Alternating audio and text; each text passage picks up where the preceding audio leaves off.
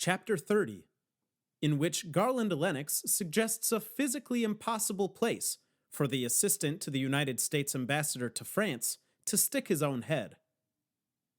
"Instructed?" Garland shouted.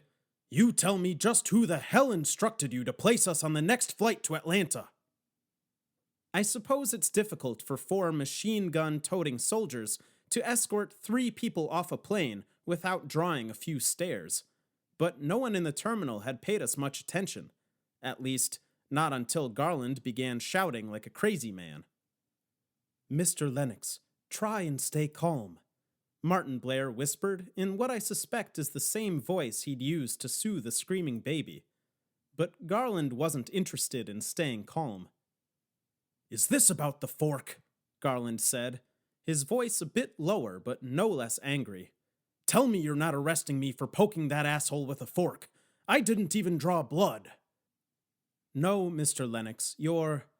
Wait, you attacked a man on your flight with a fork?" Garland played dumb, and when Martin Blair turned to me, I shrugged and nodded in the affirmative. A hint of a smile flashed across the embassy man's face, and he said, "Mr. Lennox, your attorney instructed us to place you on the next flight to Atlanta." "My attorney instructed you," Garland repeated.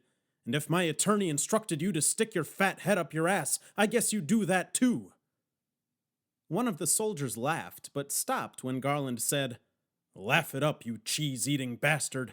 If it weren't for me, you'd be speaking German. Ta mère la pute."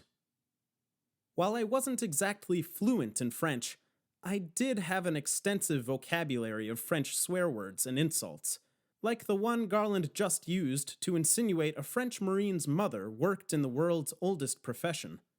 The soldier, to his credit, remained calm, though his smile dissolved into a violent glare.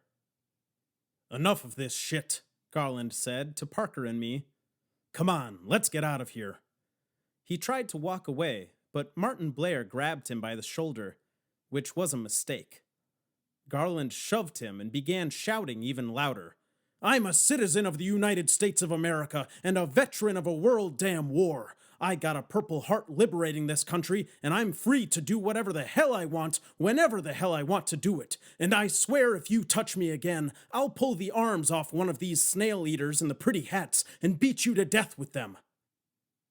"Ornery might have been an understatement," Martin Blair said to no one in particular, before taking a deep breath and trying his luck with me. "Edwin, we've informed your parents of your whereabouts, and they're worried sick about you. They've insisted we place you on the next flight to Atlanta as well." "What about Parker?" I asked, but she said, "Edwin, don't." Martin Blair hesitated, then said, "Miss Hadaway's aunt has relinquished custody. She is now a ward of the state, and Alabama Youth Services instructed us to place her on the next flight to Atlanta as well." "The hell she is!" Garland shouted, as the ever-growing crowd watched on. "If the boy's parents want him back home, so be it. But the girl is staying right here, and so am I, and there's not a damn thing you or these beret-wearing shitbirds can do about it."